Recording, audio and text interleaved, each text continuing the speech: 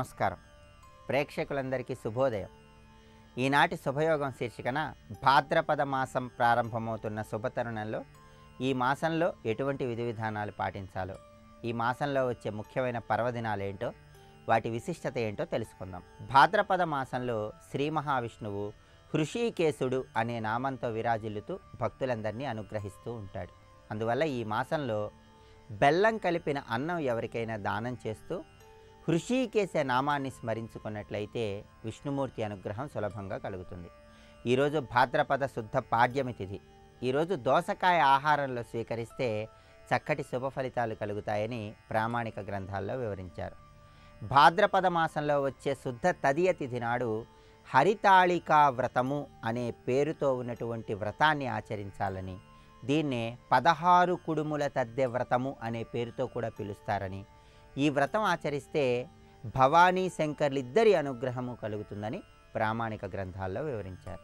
అలాగే భాద్రపద శుద్ధ చవితి తిథి నాడు వినాయక చవితి సందర్భంగా బంగారంతో కానీ, వెండితో కానీ, మట్టితో కానీ వినాయక రూపును గృహంలో ఉంచుకొని దానికి పూజ చేస్తే శుభ ఫలితాలు కలుగుతాయని భవిష్య పురాణంలో మనకు వివరించారు.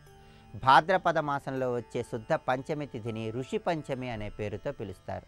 గృహంలో మహిళామణులు ఈ ఋషి పంచమి రోజు సప్తర్షులను స్మరించుకుంటూ సప్తర్షుల నామాలు జపించుకుంటే చక్కటి శుభ ఫలితాలు కలుగుతాయి. భాద్రపద శుద్ధ షష్ఠి తిథిని సూర్య షష్ఠి అనే పేరుతో పిలుస్తారు. ఆ రోజు సూర్యుడిని పూజించి లలితా సహస్రనామాలు పారాయణ చేస్తే చక్కటి శుభ ఫలితాలు సిద్ధింపజేసుకోవచ్చు. భాద్రపద మాసంలో వచ్చే శుద్ధ అష్టమి తిథిని రాధాష్టమి అనే పేరుతో పిలుస్తారు. ఈ రాధాష్టమి నాడు రాధాకృష్ణులను పూజించడం ద్వారా రాధాకృష్ణుల అనుగ్రహానికి ప్రతి ఒక్కరూ సులభంగా పాత్రలు కావచ్చు. అలాగే భాద్రపద శుద్ధ దశమి తిథి నాడు దశావతారాలను ఆరాధన చేయాలని, విష్ణుమూర్తి దశావతారాలున్న చిత్రపటానికి పూజ చేయాలని, ఆ రోజు దేవతలకు, ఋషులకు, పితృదేవతలకు తర్పణాలు విడిచిపెడితే కూడా విశేషమైనటువంటి శుభ ఫలితాలు కలుగుతాయని ప్రామాణిక గ్రంథాలన్నీ నిర్దేశించాయి. అలాగే భాద్రపద మాసంలో వచ్చే శుద్ధ ఏకాదశి తిథిని పరివర్తన ఏకాదశి అనే పేరుతో పిలుస్తారు. పాలకడలిలో శేషతల్పం మీద ఉన్న శ్రీ మహావిష్ణువు, యోగనిద్రలో ఉన్న శ్రీ మహావిష్ణువు ఈరోజు కొద్దిగా పక్కకి ఒత్తిగిలి పడుకుంటాడు, పక్కకి పొర్లుతాడు. అలా శ్రీ మహావిష్ణువు పక్కకి పొర్లుతాడు కాబట్టి దీన్ని పరివర్తన ఏకాదశి అనే పేరుతో పిలుస్తారు.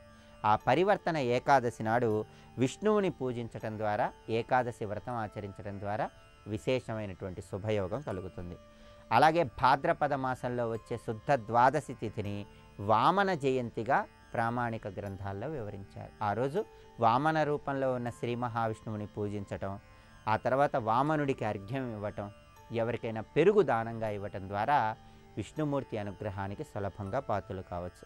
అలాగే భాద్రపద శుద్ధ చతుర్దశి తిథి నాడు అనంత పద్మనాభ స్వామి రూపంలో ఉన్న శ్రీ మహావిష్ణువుని పూజించడం ద్వారా, అనంత వ్రతాన్ని ఆచరించడం ద్వారా కలియుగంలో ఎదురయ్యే అనేక రకాలైన ఆపదలు, సమస్యల నుంచి చాలా సులభంగా బయటపడవచ్చు. భాద్రపద పౌర్ణమి తిథి నాడు ఉమామహేశ్వర వ్రతాన్ని ఆచరించడం ద్వారా, ఉమామహేశ్వరులను పూజించడం ద్వారా, ఈశ్వరుడికి అభిషేకం చేయించి గోధుమ పిండితో తయారు చేయబడిన పదార్థాలు నివేదన చేయటం ద్వారా, ఆ తర్వాత అన్నదానం చేయటం ద్వారా చక్కటి శుభ ఫలితాలు కలుగుతాయని, ఈ ఉమామహేశ్వర వ్రతాన్ని భాద్రపద శుద్ధ పౌర్ణమి తిథి ఆచరించాలని ప్రామాణిక గ్రంథాల్లో నిర్దేశించడం జరిగింది. అలాగే భాద్రపద మాసంలో శుక్లపక్షానికి ఎంతటి ప్రాధాన్యత ఉందో కృష్ణపక్షంలో కూడా కొన్ని తిథులకు అంతే ప్రాధాన్యత ఉంది. భాద్రపద మాసంలో వచ్చే బహుళ తదియ తిథి నాడు ఉండ్రాళ్ల తద్దె వ్రతాన్ని ఆచరించాలి.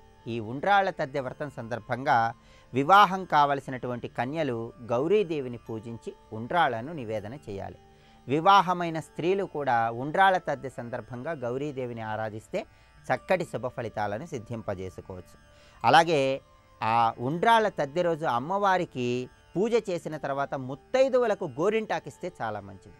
అలాగే భాద్రపద మాసంలో వచ్చే బహుళ ఏకాదశి తిథిని అజయ ఏకాదశి అనే పేరుతో పిలుస్తారు.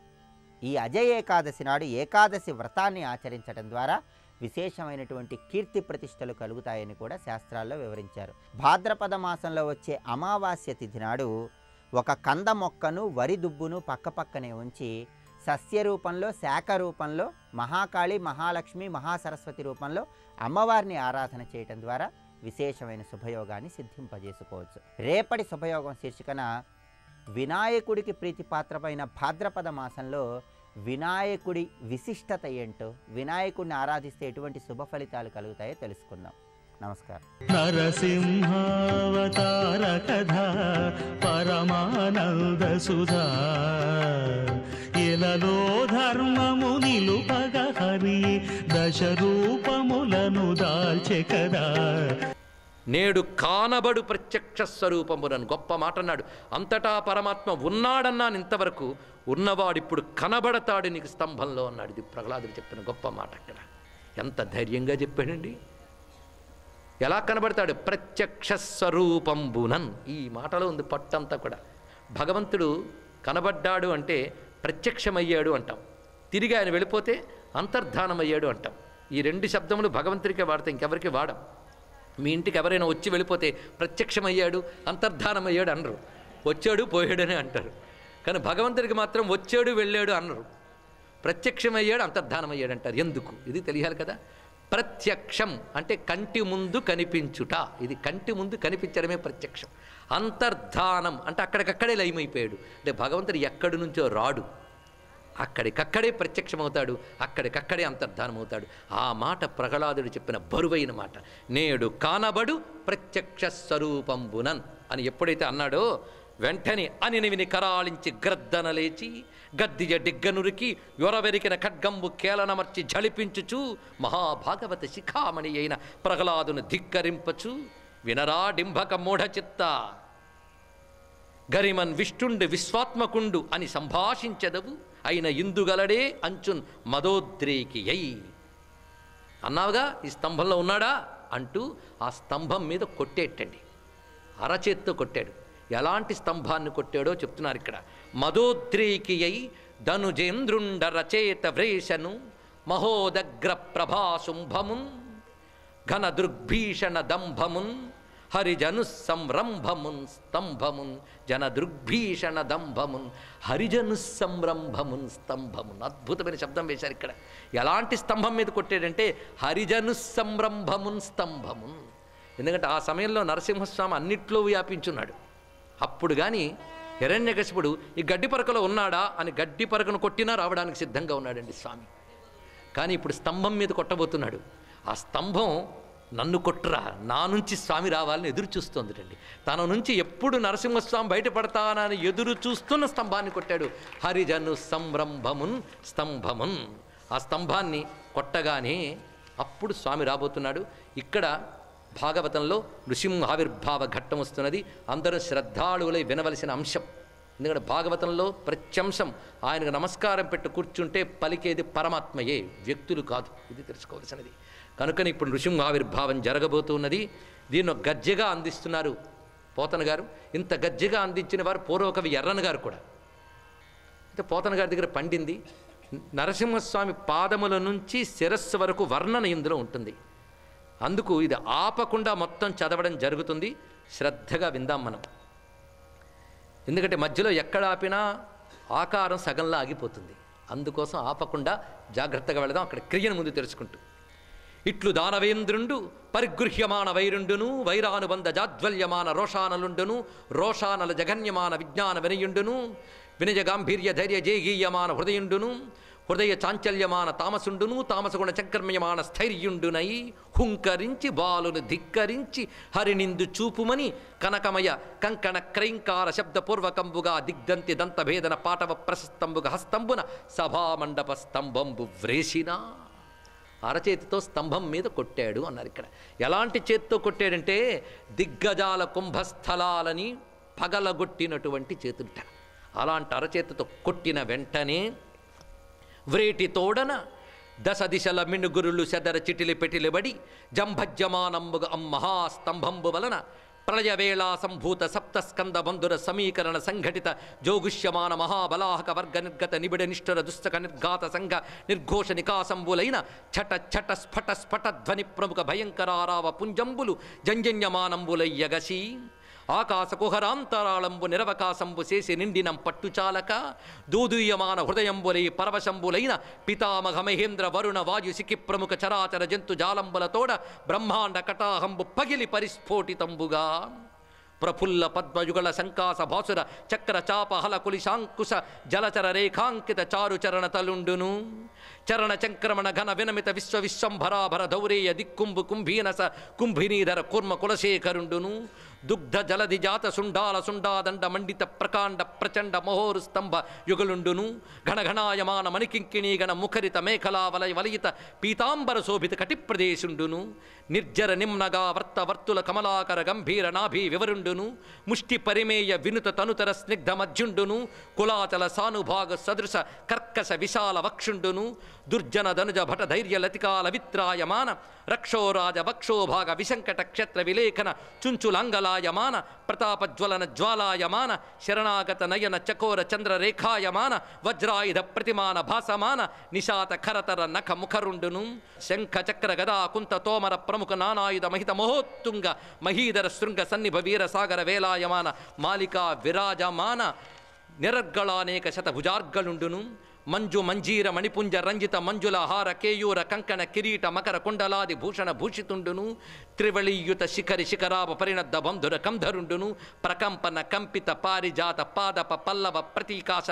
కోపావేశ సంచలిత అధరుండును శరత్కాల మేఘజాల మధ్యమ ధగద్ధగాయమాన తటిల్లత సమాన దేదీప్యమాన దంష్ట్రాంకురుండును కల్పాంతకాల సకర భువన గ్రసన విలసన విజృంభమాన సప్తజిహ్వ జిహ్వాతులిత తరళ తరాయమాన విభ్రాజమాన జిహ్వుండును మేరు మందర మహాగుహాంతరాళ విస్తార విపుల వక్ర నాసికా వివరుండును నాసికా వివర నిస్సర నిబిడ నిశ్వాస నికర సంఘట్టన సంక్షోభిత సంతప్యమాన సప్త సాగరుండును పూర్వ పర్వత విజ్యోతమాన ఖజ్జోత మండల సదృక్ష సమంచిత లోచనుండును లోచనాంచల సముత్కిర్యమాన విలోల కీలాభీల విస్ఫులింగ వితాన రోరుధ్యమాన తారకాగ్రహ మండలుండును ఘనతర గండ శైల తుల్య కమనీయ గండ భాగుండును సంధ్యారాగ రక్తధారాధర మాలికా ప్రతిమ మహాభ్రంకష తంతంయాన పటుతర సటా జాలుండును సటాజాల సంచాలన సంజాతవాత డోలాయమాన వైమానిక విమానుండును నిష్కంపిత శంఖవర్ణ మహోర్ధ్వ కర్ణుండును మంథదండాయమాన మందర వసుంధరాధర పరిభ్రమణ వేగ సముత్పద్యమాన వియన్మండల మండిత సుధారాశి కల్లోల శీకరాకార భాసుర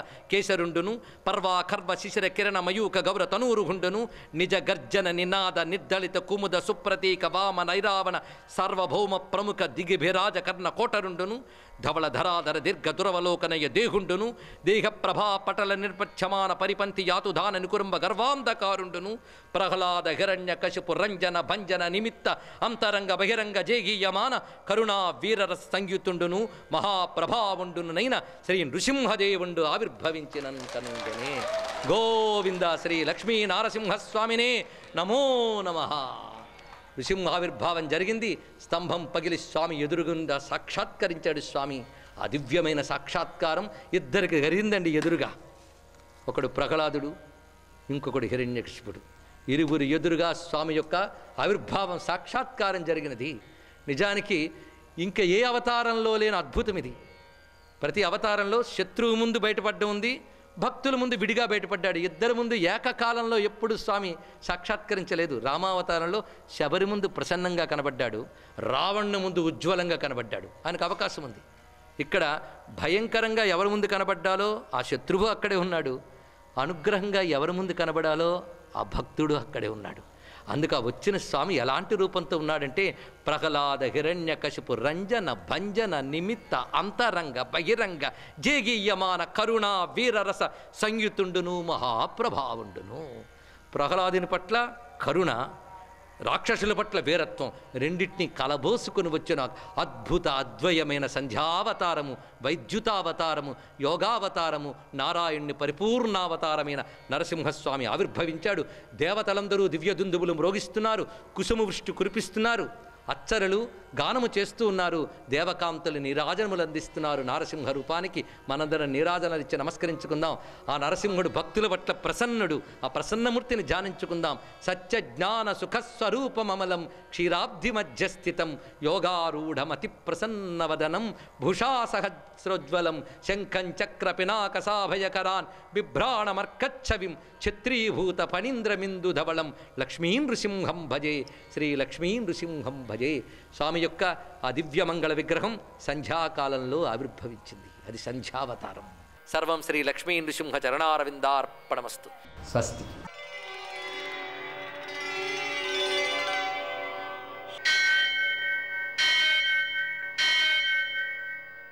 సహస్రశీరుషం దేవం విశ్వాక్షం విశ్వశంభువం విశ్వం నారాయణం దేవమక్షరం పరమం పదం విశ్వతః పరమాం నిత్యం విశ్వం నారాయణగుం హరిం విశ్వమేవేదం పురుషస్తద్విశ్వముపజీవతి పతిం విశ్వస్యాత్మేశ్వరగుం శాశ్వతగుం శివమచ్యుతం నారాయణం మహాజ్ఞేయం విశ్వాత్మానం పరాయణం.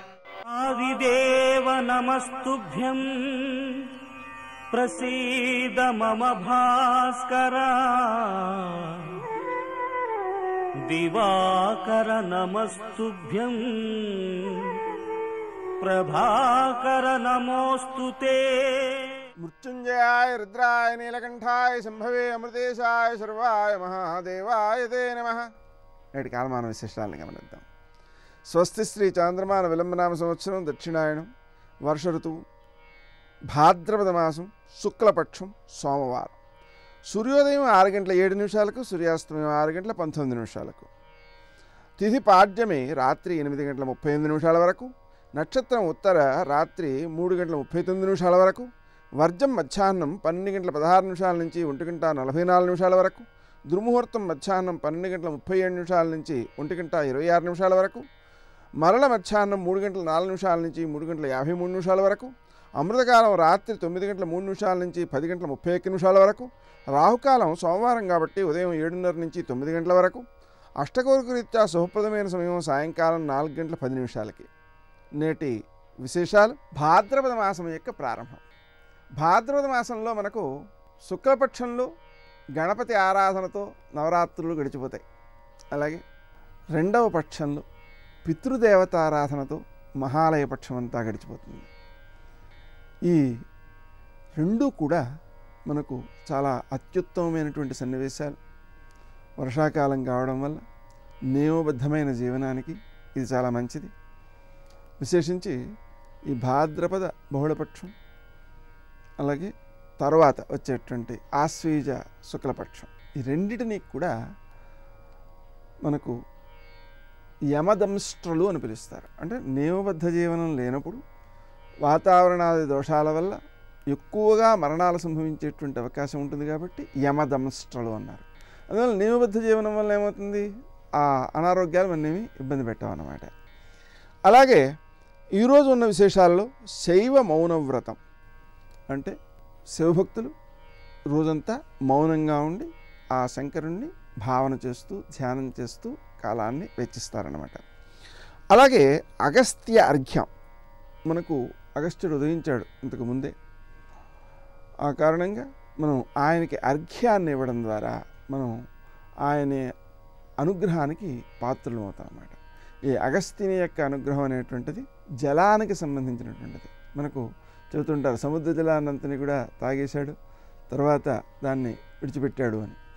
ఇలా ఆయన నీటికి సంబంధించిన వాడు కాబట్టి అగస్త్యోదయమైన వెంటనే మనకేమవుతుందంటే అంత క్రితం వరకు బురదగా ఉండేటువంటి నీరు కాస్త కొంత స్వచ్ఛమై తాగడానికి అనువైనదిగా తయారవుతుందన్నమాట. ఆయనకి మనం అర్ఘ్యాలను ఇవ్వాలి. విశేషించి దేవతలకు కానీ పితృదేవతలకు కానీ అర్ఘ్యముల రూపంలో తర్పణాలు ఇవ్వడం ద్వారా తృప్తి పొందేవారు మనకు సంతృప్తికరమైన జీవనాన్ని ఇస్తారు. అందువలన ఈ తర్పణాలు చాలా ముఖ్యమైనటువంటివి. సోమవారం కాబట్టి శైవమౌన వ్రతం ద్వారా మనం ఆ భగవంతుని యొక్క అనుగ్రహంతో ఆరోగ్యాన్ని, ఆయుర్దాయాన్ని, గండదోషాలను తొలగించుకోవడాన్ని కూడా ఫలితాలుగా పొందవచ్చు, సంపదను పొందవచ్చు, ఆయన యొక్క అనుగ్రహంతో జ్ఞానాన్ని సాధించుకోవచ్చు. నేటి ఆణిముత్యాలు.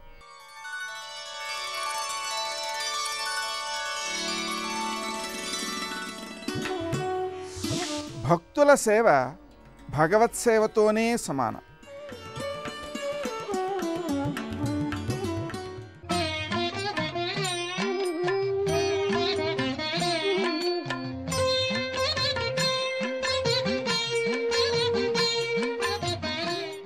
నమో నారాయణాయ. ఓం నమః శివాయ. శ్రీమాత్రే నమః. ఈరోజు భాద్రపద మాస ప్రారంభం. గణపతి నవరాత్రులకు అందరూ కూడాను ఉపయుక్తులయ్యేటువంటి విధి విధానం. ఏది ఏమైనప్పటికీ కూడాను ఈ యొక్క సుదినాల్ని అందరూ కూడాను సద్వినియోగం చేసుకోవాలి.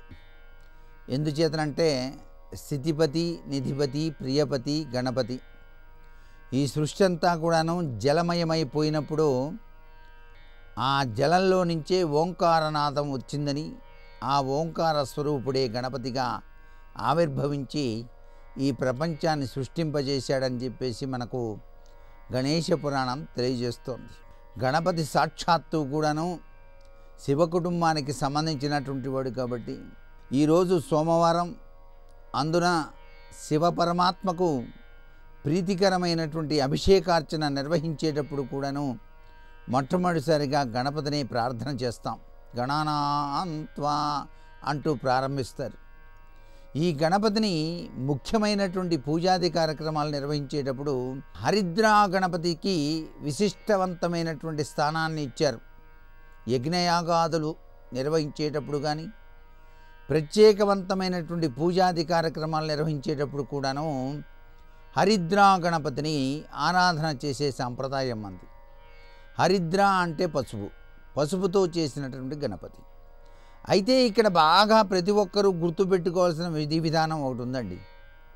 ప్రతి ఒక్కరూ కూడాను దీపారాధన ఆచరించే ముందుగానే ఔపోసన పట్టి ఓం కేశవాయ స్వాహ, నారాయణాయ స్వాహ, మాధవాయ స్వాహ అని చెప్పేసి మనం ఔపోసన చేసి దీపారాధన వెలిగించి, ఆ దీపారాధనలో గణపతికి ప్రీతివంతమైన కొబ్బరి నూనెను కూడా ఉపయోగించవచ్చు. అలా ఉపయోగించిన తర్వాత చక్కటి బొట్టు పెట్టి, తర్వాత మనం పూజ చేసేటప్పుడు గోత్రనామాలు అనేటువంటివి మరిచిపోకూడదు. ఎక్కడైనా సరే, ఎప్పుడైనా సరే. అసలు ఎందుకండి ఈ గోత్రనామాలు చెప్పాలి? ఈ చెప్పకపోతే ఏమవుతుంది అని చెప్పేసి చాలామంది భావిస్తూ ఉన్నారు. అయితే భారతీయ సనాతన సంస్కృతి సంప్రదాయంలో గోత్రానికి ఉన్నటువంటి విశిష్ట స్థానం అద్వితీయంగా చెప్తాం. ఎందుకంటే తప్పకుండా ప్రతి వ్యక్తికి కూడాను తెలియవలసినవి 4 ఉన్నాయి. అవి ఏమిటి? కాలం ఒకటి, స్థలం ఒకటి, అలాగే ఋషి పరంపర, తన పేరు.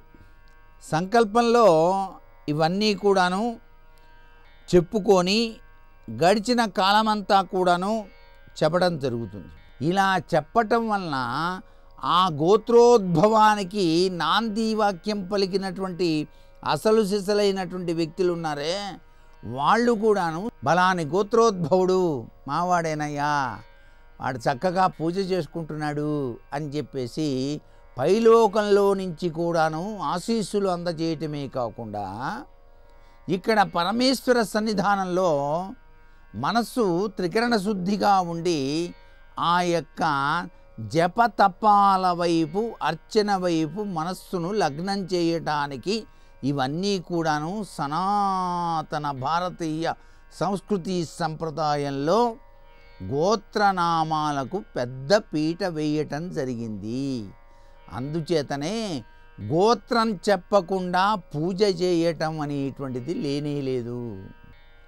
ఈ గోత్రానికి వెనకాల ఉన్న పరమార్థాన్ని ప్రతి ఒక్కరూ కూడా అర్థం చేసుకొని ప్రతినిత్యం ఇంట్లో కానివ్వండి, దేవాలయంలో కానివ్వండి, ఎక్కడైనా సరే పూజ చేసేటప్పుడు చెప్పి పూజ చేసుకోవటం చాలా విశిష్ట లక్షణంగా మన సంప్రదాయం తెలియజేస్తోంది. సర్వే జనా సుఖినో భవంతు. వక్రతుండ మహాకాయ కోటి సూర్య సమప్రభా నిర్విఘ్నం కురు మే దేవ సర్వకార్యేషు సర్వదా. ఆపదామపహర్తారం దాతారం సర్వసంపదాం లోకాభిరామం శ్రీరామం భూయో భూయో నమామ్యహం. మనకి శ్రావణ మాసం దాటితే వచ్చేటటువంటి మాసం భాద్రపద మాసం. భాద్రపద మాసంలో అందరూ ఆరాధన చేసి తీరవలసినటువంటి స్వరూపం వినాయక స్వరూపం. విఘ్నేశ్వరుణ్ణి ఆరాధన చేస్తాం. ఆ విఘ్నేశ్వరుడికి ఎన్నో రూపాలు ఉన్నాయి. మహాగణపతి, లక్ష్మీ గణపతి, విద్యా గణపతి, విజయ గణపతి, శక్తి గణపతి, ఉచ్ఛిష్ట గణపతి, హేరంబ గణపతి, వరసిద్ధి గణపతి, ఇన్ని రకాలైనటువంటి అవతారములు ఉన్నాయి ఆయనవి. విఘ్నేశ్వరుని యొక్క అవతారములు, విఘ్నేశ్వరుని యొక్క రూపములు అనేకమున్నాయి. ఇన్ని రూపములు ఉన్నప్పటికీ కూడా వరసిద్ధి వినాయక, మీరు శ్రావణ మాసంలో చూస్తే లక్ష్మీ స్వరూపాల్ని చెప్పినప్పుడు మొట్టమొదటిది సిద్ధలక్ష్మి, చివరికి వరలక్ష్మి. భాద్రపద మాసం దగ్గరికి వచ్చేటప్పటికి వర సిద్ధి వినాయక. ఏ వ్రతం చేస్తున్నాము అంటే వరసిద్ధి వినాయక వ్రతం చేస్తున్నాము అంటాం. మనం కాలంలో ఏది చెయ్యబోతున్నామో ఆ రూపాన్ని గురించి తెలుసుకుని చేసినటువంటి కారణం చేత మనసు నిలబడుతుంది. మనసు భక్తితో నిలబడి ఏ పని చేస్తామో దాని చేత పరమాత్మ ప్రసన్నుడవుతాడు. ఇప్పుడు మనం భాద్రపద మాసంలోకి ప్రవేశించాం కాబట్టి ఒక్క 3 రోజులు దాటితే చవితి తిథి నాడు వర సిద్ధి వినాయక వ్రతం చెయ్యాలి. కాబట్టి ఆ విఘ్నేశ్వర స్వరూపానికి సంబంధించినటువంటి కొన్ని విశేషాలు తెలుసుకోవడమే దేశకాలముల యందు చాలా ఉత్కృష్టత కలిగినటువంటి విషయమై ఉంటుంది. ఎదర వినాయక చవితి ఉంది. వినాయక చవితి ఆబాలగోపాలము చేసేటటువంటి వ్రతం. వినాయక వ్రతం వీళ్ళే చేస్తారు, వీళ్ళు చెయ్యరు అని ఉండదు. అందులో చిన్న పిల్లల దగ్గర నుంచి పరమ వృద్ధుల వరకు, దంపతుల దగ్గర నుంచి పెళ్లి కాని వాళ్ళ వరకు అందరూ వినాయక వ్రతం చేస్తారు. ఏ కారణం చేతనైనా వినాయక వ్రతం చెయ్యకపోతే, చెయ్యకుండా ఉండవలసిన అవసరం ఏర్పడితే వ్రతం చేసినటువంటి వాళ్ళ ఇంటికి వెళ్ళి అక్షతలైనా తల మీద వేసుకోవలసినటువంటి వ్రతం సంవత్సరం మొత్తం మీద ఏది అంటే ఒక్క వరసిద్ధి వినాయక వ్రతమే. పిల్లలు కూడా ఆ రోజున వ్రతంలో పాల్గొనకుండా ఉండరు. పిల్లలు కూడా తన పుస్తకాన్ని తీసుకొచ్చి వ్రతమంటపంలో పెట్టి ఆ స్వామి అనుగ్రహంగా మళ్ళీ తీసుకుంటారు. వరసిద్ధి వినాయక వ్రతంతో నాకు సంబంధం లేదు అనేటటువంటి వాళ్ళు లోకంలో ఎక్కడా కనపడరు. ఎందుకంటే మనకి వేదం ప్రమాణం. ఋషులు ఏ దార్శనికులై ఏది ఎలా నిర్ణయం చేశారో దాన్ని అలా అన్వయం చేసుకోవలసినటువంటి అవసరం ప్రతివారి మీద ఉంటుంది. అంతేకాని అది ఏ కారణముల చేత కూడా విడిచిపెట్టవలసినటువంటి విషయం కానీ కాదు. కాబట్టి వరసిద్ధి వినాయక వ్రతాన్ని భాద్రపద మాసంలో అందరం చేస్తాం. అటువంటి వరసిద్ధి వినాయక స్వరూపం గురించి చెప్పడం అంత తేలికైనటువంటి విషయం కాదు. అందులో విఘ్నేశ్వరుడు పరబ్రహ్మస్వరూపం. ఆయన ఎప్పుడూ ఉన్నవాడే అవతారములుగా వస్తూ ఉంటాడు. మీరు చూడండి, శ్రీమన్నారాయణుడు ఎప్పుడున్నాడు అంటే ఎప్పుడూ ఉన్నాడు. ఈ బ్రహ్మాండములు ప్రారంభం కాకముందు కూడా ఆయన ఉన్నాడు. కానీ ఒకప్పుడు రాముడిగా వచ్చాడు, ఒకప్పుడు కృష్ణుడిగా వచ్చాడు. రామావతారం పరిసమాప్తమైపోయింది త్రేతాయుగంలో. త్రేతాయుగంలో రామావతారం వెళ్ళిపోయింది కాబట్టి ఇప్పుడు రాముడిగా ఆరాధన చేస్తే పలకడు అని మీరు సిద్ధాంతం చెయ్యగలరా? నారాయణుడిగా రాముడు ఎప్పుడూ పలుకుతూనే ఉంటాడు. రామా అన్న నామంతో పిలిస్తే రాముడిగా వచ్చి ఆదుకుంటూనే ఉంటాడు. ఎంతమందిని ఆదుకోలేదు? త్యాగరాజస్వామి వారిని ఆదుకోలా? రామదాసు గారిని ఆదుకోలా భద్రాచలంలో? కాబట్టి అదే స్వామి అవతార స్వీకారం చేసి అనేక రూపాలతో భూమి మీదకు వస్తూ ఉంటాడు. అజాయమానో బహుధా విజాయతే అంటుంది వేదం. పుట్టవలసినటువంటి అవసరం లేనివాడు అనేకమైన రూపములను పొంది ఈ భూమి మీదకి దిగి వస్తే అప్పుడు ఆయనని మన కంటితో చూడడానికి వీలవుతుంది. లేకపోతే పరబ్రహ్మాన్ని ఎలా చూస్తాం? ఈ కంటికి ఆయన్ని చూసే శక్తి ఉండదు. మధ్యాహ్నం వేళ ప్రకాశిస్తున్నటువంటి సూర్యబింబాన్ని ఈ కంటితో చూడటం సాధ్యమవుతుందా? ఈ కంటితో స్పష్టంగా చూడాలని కొంతసేపు చూశారనుకోండి, కన్ను నీరు కారి చూడలేక రెప్ప మూత పడిపోతుంది. మధ్యందిన మార్తాండ బింబాన్ని చూడడానికి ఈ కంటికి శక్తి లేకపోతే కోటి సూర్యుల పగిది ప్రకాశించేటటువంటి భగవంతుని యొక్క దర్శనాన్ని ఈ కన్ను ఎలా చేయగలదు? ఈ కంటికి శక్తి చాలదు. నేను చేతిలో ప్రమిదలో దీపం వేసి ఒక దీపాన్ని చేత్తో పట్టుకున్నాను అనుకోండి, నేను ఇప్పుడు ఆ దీపం పట్టుకుని కింద పడిపోయినటువంటి ఒక నాణ్యాన్ని వెతకగలను. దాని కాంతిలో ఒక నాణ్యాన్ని వెతకగలనేమో కానీ ఆ దీపాన్ని ఎత్తి పట్టుకుని ఆకాశంలో ఉండేటటువంటి సూర్య చంద్రబింబాన్నో నక్షత్రాన్నో చూడటం కుదురుతుందా?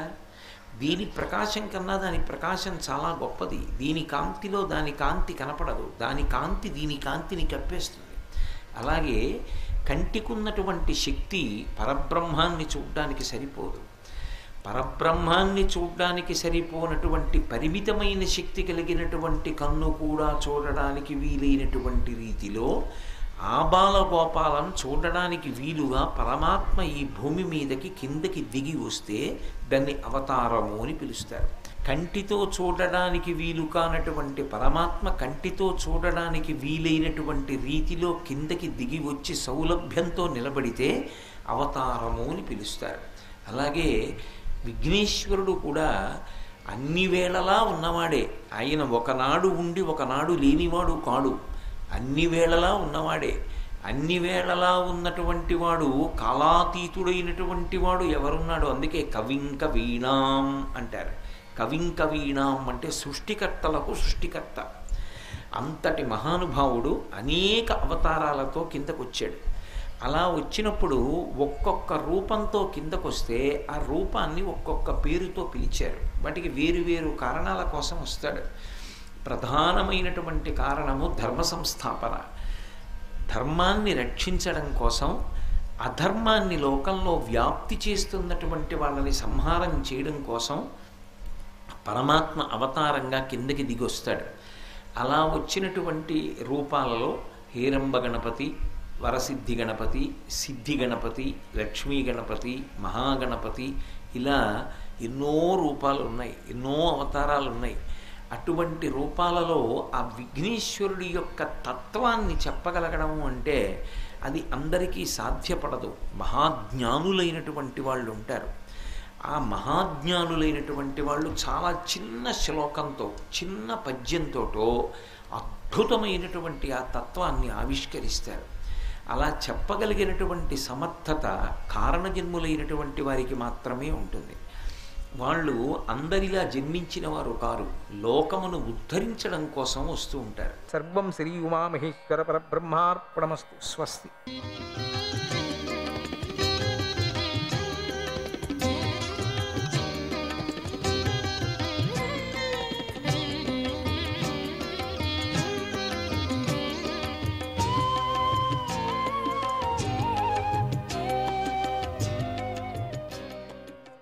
నారాయణ నారాయణ హరే కృష్ణ.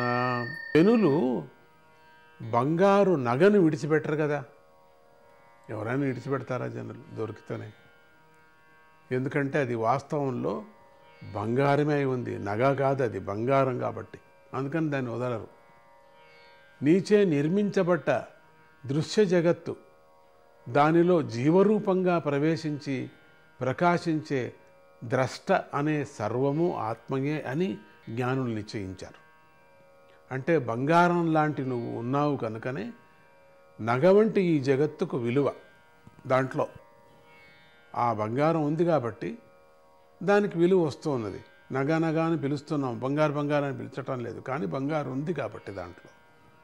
కాబట్టి ఏదో బంగారు నగ అని చెప్పుకోవచ్చు, రెండు విధంగా చెప్పుకోవచ్చు అంతే. కానీ అక్కడ నగ, ఈ జగత్తుకు విలువ. నగ వంటి ఈ జగత్తుకు విలువ. ఈ జగత్తంతా నగ వంటిది. దీంట్లో ఉండేటువంటి బంగారం అంటే నువ్వే అని అర్థం. నువ్వు ఉన్నావు కనుకనే ఈ జగత్తులో అంతా నువ్వు ఉన్నావు కనుక అందుకని జగత్తుకి బంగారు జగత్తు అని చెప్పటం. నువ్వు లేకపోతే ఈ జగత్తు లేదు. నీ వల్లే ఈ జగత్తు ఉంది కనుక నువ్వు తప్ప ఈ జగత్తుకు వేరే ప్రత్యేకమైన ఉనికి లేదు. కనుక జగద్రూపుడవు, జగదీశ్వరుడువు, జగత్పితవు, జగత్పాలకుడువు, జగత్ సంహారకుడవు, జగద్గురుడువు అన్నీ నువ్వే. నీకన్నా అతిరిక్తమైనది వేరే లేదు అని జ్ఞానులు తెలుసుకుంటారు. నువ్వు ఉన్నావు కాబట్టి ఇవన్నీ జరుగుతున్నాయి. నువ్వు లేకపోతే ఏమీ జరగదు. పరమాత్ముడు ఉన్నాడు కాబట్టి ఇవన్నీ జరుగుతున్నాయి. పరమాత్ముడు లేకపోతే ఈ జగత్తంతా తనలోనే పోతుంది. అది మనం ఏం చేయగలం? మనం ఎక్కడ చూస్తాం? మనం ప్రత్యక్ష రూపం ఎక్కడుంది? పరమాత్ముడే ప్రత్యక్ష రూపం కదా. మనం ఎక్కడి నుంచి దాన్ని రికార్డు చేసుకోగలం చెప్పండి మరి. అందుకని ఈ జగత్తంతా పరమాత్ముడు ఉన్నాడు కాబట్టి ప్రకాశిస్తున్నాడు. అంటే ఇప్పుడు మనిషిలో ఆ జీవము పరమాత్మ అంశం ఉంది కాబట్టి చేతులు కాళ్ళు అన్నీ ఆడుతున్నాయి, కళ్ళు చెవులు ఇవన్నీ కూడా ఆడుతున్నాయి, పంచభూతాలు ఆడుతున్నాయి. ఒక్క పరి ఆ పరమాత్ముడు లోపల నుంచి నగలాగా బంగారులాగా ఉండే పరమాత్ముడు మాయమైపోతే ఈ నగ ఏం చేయగలం? ఈ నగకు శోభాయమానంగా ఉండే నగ అంటే శరీరం అనుకుందాం, నగ అంటే ప్రపంచము అనుకుందాం. శోభాయమానంగా ఉండేటువంటి వెలుగు నువ్వు ఉన్నావు కాబట్టి. దానికి ఉదాహరణ చెప్పారు. నగకు విలువ ఎందుకు? బంగారు. అది బంగారుతో చేయబడ్డది కాబట్టి దాన్ని చూస్తూనే తీసేసుకుంటాం. ఆ బంగారుకి అంత విలువ ఉంది అని అర్థం. అట్లనే పరమాత్ముడికి అంత విలువ ఉంది అని. పరమాత్ముడితో చేయబడ్డ ఈ జగత్తంతా, ఈ బ్రహ్మాండమంతా కూడా అంతులేనటువంటి బ్రహ్మాండము, ప్రారంభం లేనటువంటి బ్రహ్మాండము, జగత్తంతా బ్రహ్మాండము అంతా వాడే నిండుకున్నాడు. అంతా కూడా వాడు లేకపోతే లేదు అని అర్థం. అంతే. ఇక్కడ చేరటం కీరటం అనే ప్రశ్న లేనే లేదు. వాడు లేదు కాబట్టి లేదు, అంతే. వాడిలో అయిపోయింది అంత ఐక్యము. ఈ జగత్తు అసత్తు. ఈ జగత్తు అసత్తు అంటే ఇది పుట్టింది అనుకుంటున్నాం కదా మనం. ఇది పుట్టినది కాదు, ఇది పుట్టనిది అని కూడా అర్థం చేసుకోవాలి మనం. ఇక్కడ అసత్తు కాబట్టి ఇది అంటే పుట్టనిది. త్రిగుణాత్మకుడైన జీవుడు కూడా అసత్యమే అని చెప్పిన పక్షంలో ఈ ప్రపంచాన్ని అంతా అనుభవిస్తున్న భోక్త ఎవరు? ఎవరికి ఈ ప్రపంచ అనుభవం కలుగుతుంది? లేదు అని చెప్పబడేటువంటి ప్రపంచము, లేడు అని చెప్పబడేటువంటి జీవుడు, ఉన్నాడని తోచేందుకు కారణమేమిటి? ఇదంతా కూడా ఉన్నాడని తోచేందుకు కారణమేమిటి? లేడు అని చెప్తున్నాం జగత్తు, ఉన్నాడని మనకు తోస్తోంది, కారణమేమిటి అనే ప్రశ్నకు ఈ శ్లోకంలో సమాధానం చెప్పారు. అధిష్టానమైన కృష్ణ పరమాత్మ ఉన్నాడు గనుక అసత్యమైన ప్రపంచం ఉన్నట్టుగా తోస్తోంది కాబట్టి సత్యానికి ఉన్నది అది కాదు, ఉన్నది ఆత్మతత్వం మాత్రమే అని తెలుస్తున్నది. దాన్ని తెలుసుకోవటమే సత్యజ్ఞానం కనుక దానినే తెలుసుకునేటువంటి ప్రయత్నం చేయాలి మనం. జ్ఞానులు కూడా సామాన్యుల్లాగానే ప్రపంచంలో జీవిస్తూ ఉంటారు. వాళ్ళు కూడా మామూలులాగా మనలాగా ఉంటారు. అది ఎలాగంటే, బంగారాన్ని కోరేవారు బంగారు ఆభరణాన్ని విడిచిపెట్టరు కదా అని అనుకున్నాం కదా మనం. అలాగే బంగారము పరమాత్మ అయితే బంగారంతో చేయబడిన ఆభరణం వంటిది ఈ ప్రపంచము అని అర్థమవుతున్నది. ఎన్ని మాటలు చెప్పుకున్నా చాలదు ఇది మనకు. బంగారు ఆభరణము నశిస్తుంది, కానీ బంగారం మాత్రం అలాగే ఉంటుంది కదా. ఇప్పుడు ఏదైనా ఒక ఆభరణం ఉందనుకోండి, అది బంగారుతో చేయబడింది, అది నశించిపోతుంది, ఇరిగిపోతుంది అనుకున్నాం. దాని రూపాన్ని, ఆ నగ రూపాన్ని పోగొట్టుకుంది అనుకున్నాం. నగ రూపం పోగొట్టుకుంది, కానీ బంగారుతో తయారు చేసినటువంటి ఆ బంగారు ఉంది కదా, అది పోదు కదా ఆ రూపం. దానికి అట్లా ఉండిపోతుంది. అది బంగారు ముద్దలాగా అట్లా ఉండిపోతుంది.